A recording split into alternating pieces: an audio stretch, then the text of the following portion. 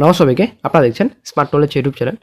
তো বন্ধুরা, আশা করি আপনারা জানেন 21 তারিখের মধ্যে ফাইনাল লিস্ট প্রকাশিত করতে চলেছে কমিশন। ঠিক আছে, তো এর মধ্যে যে হাইকোর্টে শুনানি রয়েছে আগামী 20 তারিখ। ঠিক আছে, 21 তারিখের মধ্যে প্যানেল প্রকাশিত করবে কমিশন।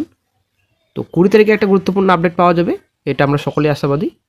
তো কিছুদিনের শুনানি আপনারা আশা করি জানেন, কয়েকদিন আগে যে শুনানি হলো, এক্সট্রা 10 নম্বরের যে আপডেট রয়েছে 100%ই কিন্তু বাতিল হওয়ার সম্ভাবনা। ঠিক আছে, 10 নম্বর। তো এটা আইনজীবী বলছেন। ঠিক আছে, আইনজীবী সূত্র স্যার উনি কিন্তু আশ্বাস দিয়েছেন ফ্রেশার চাকরি প্রার্থীদের। তো বিচারপতি কিন্তু এই বিষয়ে অনেক কিছু কথা বলেছেন, হয়তো আপনারা ভিডিওটি দেখেছেন লাইভ। তো ভিডিওটি যদিও আমি অ্যাড করে নিব, ভিডিওর মিডিলে অ্যাড করে নিব, অবশ্যই আপনারা দেখে নেবেন। মামলার শুনানিতে কিন্তু কমিশন বলেছিল যে 21 তারিখের মধ্যে কমিশন সংবাদপত্রে প্রতিবেদন প্রকাশ করবে। ঠিক আছে, তো তারপরে কিন্তু বিচারপতি বলেছিলেন যে 2025 সালে আদালত কর্তৃক বাতিলকৃত 2016 সালের নিয়োগ প্রক্রিয়ার ফলাফল প্রকাশ করা হোক।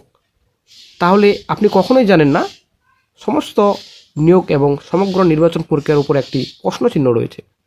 তো জাস্টিস অমৃতা বলছেন 2016 সালের প্যানেল 2025-এ এসে বাতিল হচ্ছে। ঠিক আছে, এই যে 2025-এর সেকেন্ড এসএলএসসি রয়েছে, এই প্যানেলের ভবিষ্যৎ কী, আবারও কিন্তু প্রশ্নবোধক চিহ্ন। ঠিক আছে, তো এই যে একটি প্রশ্নচিহ্ন রয়েছে, ব্যাপারটা এখানেই। তো তারপরে কিন্তু কমিশনের আইনজীবী বলছেন যে এই বিষয়ে দেখা হোক, একটু সময় দেওয়া হোক। তারপর কিন্তু জাস্টিস ম্যাম বলেন যে আমি আপনার যন্ত্রণা বুঝতে পারি, কিন্তু এখন সাহায্য করতে পারবো না।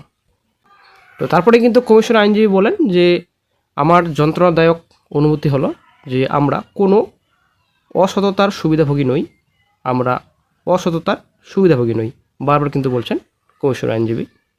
By 21st May, the commission is going to publish at the newspaper Let reporting. the results be published. That 2016 recruitment process annulled by the court in 2025. So you never know.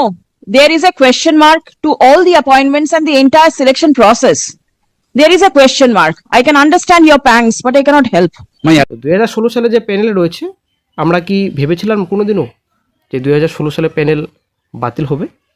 এটা কিন্তু কেউ স্বপ্নেও ভাবেনি। ঠিক আছে, হঠাৎ করে মামলা দায়ের হলো, মামলা দায়ের হওয়ার পর হাইকোর্ট থেকে সুপ্রিম কোর্ট, তো এরকম করেই কিন্তু 2016 সালে প্যানেল বাতিল হয়েছে। এই যে 2025 সালের প্যানেল রয়েছে, এটা প্যানেল বাতিল হবে না, এটা কেউ বলতে পারবে? এরকমই কিন্তু একটা আভাস দিচ্ছেন বিচারপতি। তো প্রশ্নচিহ্নের মধ্যে রয়েছে এই প্যানেলও, এই প্যানেল বাতিল হবে না। ঠিক আছে, তো জাস্টিস অমৃতা ম্যামও কিন্তু বলছেন এই প্যানেল রয়েছে অনেকটা প্রশ্নচিহ্নের মধ্যে রয়েছে। ঠিক আছে, কি হবে সেটাই কিন্তু এখন ব্যাপার।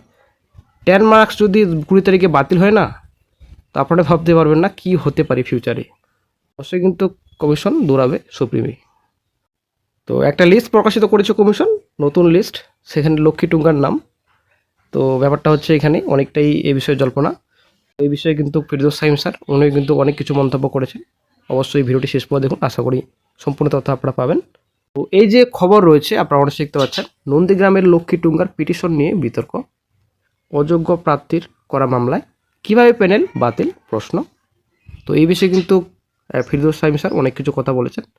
তো বিস্তারিত যাওয়ার আগে আমরা একটু দেখে নিই পত্রিকাতে কি বলা হয়েছে।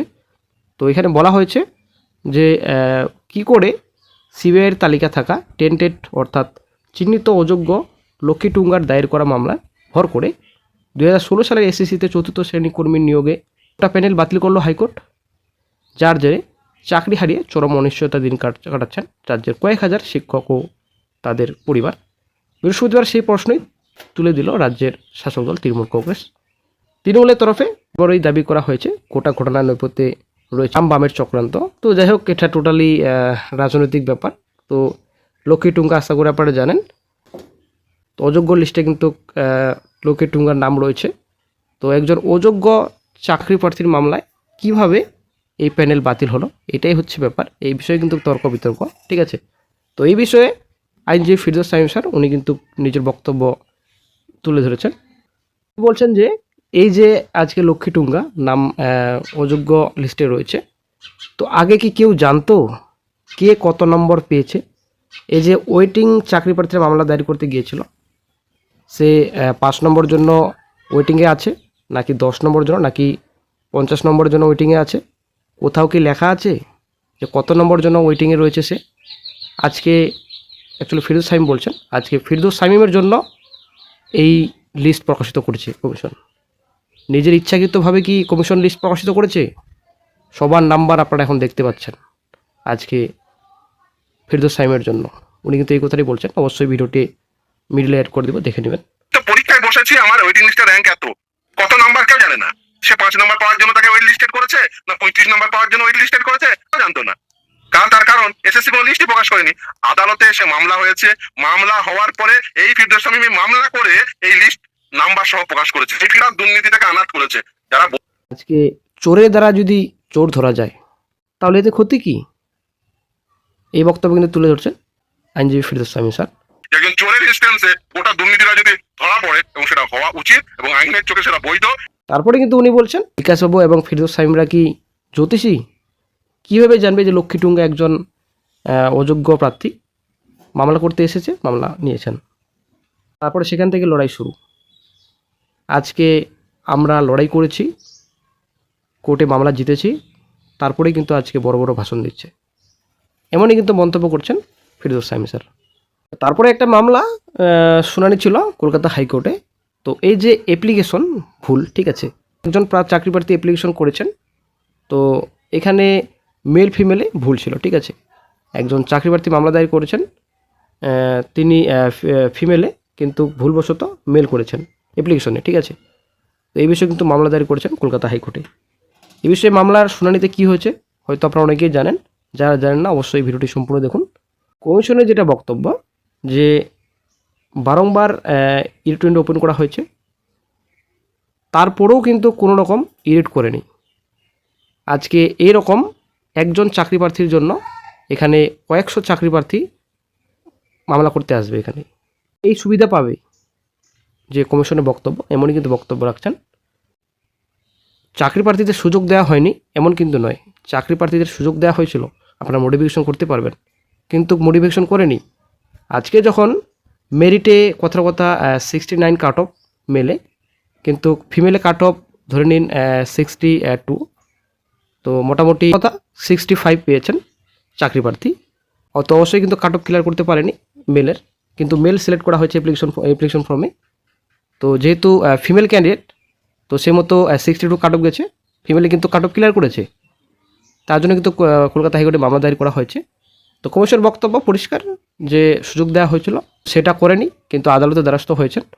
তো তারপরে কিন্তু সহানুভূতি দেখিয়েছেন বিচারপতি বলেছেন 20 তারিখের মধ্যে এফিডেভিট জমা দিতে হবে, এবং অ্যাকচুয়ালি কতজন চাকরি প্রার্থী এমন ভুলে রয়েছেন যে কারেকশন করেননি এবং হয়তো মামলা দায়ের করতে যাচ্ছেন, তো কতজন চাকরি প্রার্থী রয়েছেন এ বিষয়ে জানাতে বলেছেন কমিশনকে। মোটামুটি আগামী 20 তারিখে হয়তো মামলার শুনানি হতে পারে, একটা গুরুত্বপূর্ণ আপডেট হয়তো ওই দিনে পাওয়া যাবে। আগামী 20 তারিখ একটা অবশ্যই বন্ধুরা গুরুত্বপূর্ণ আপডেট পাওয়া যাবে, কারণ এক্সপিরিয়েন্স টিচিং মার্কস 10 মার্কস, ঠিক আছে, মামলার শুনানি। তো গুরুত্বপূর্ণ আপডেট অবশ্যই ওই দিন পাওয়া যাবে, কারণ 21 তারিখে যদি প্যানেল প্রকাশিত করে, অ্যাকচুয়ালি 21 তারিখের আগে কমিশন যদি প্যানেল প্রকাশ করে একাদশ দ্বাদশের, আর যদি এখানে 10 মার্কস বাতিল হয়ে যায় তাহলে কিন্তু আসল খেলা চালু হবে। কী হবে সেটাই হচ্ছে ব্যাপার। এই বিষয়ে ফিসার চাকরি প্রার্থীরা বলছেন 100% কেস জয়ী হওয়ার সম্ভাবনা রয়েছে। তো সত্যি কি এটা হবে? 10 মার্কস কি বাতিল হবে? এটাই হচ্ছে এখন ব্যাপার। যদি 10 মার্কস বাতিল না হয় তাহলে তো সব ঠিকই আছে, এভাবে প্রসেস কমপ্লিট করতে যাবে কমিশন। কিন্তু বাতিল হলে প্রচুর ঝামেলা কমিশনের, রাজ্য সরকারের, নতুন করে লিস্ট, নতুন করে অ্যাকচুয়ালি রেশিও মেনটেনের ব্যাপার রয়েছে, প্যানেল ক্যান্সেল হওয়ার অনেকটাই সম্ভাবনা রয়েছে।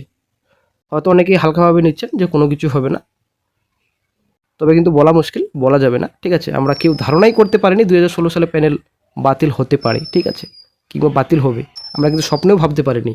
কিন্তু আজকে 2016 সালে প্যানেল 26,000 চাকরি বাতিল করা হয়েছে, কিন্তু অল্পখানি একটা ব্যাপার নয়, 26,000 চাকরি বাতিল করা হয়েছে, কেউ ধারণাই করতে পারেনি।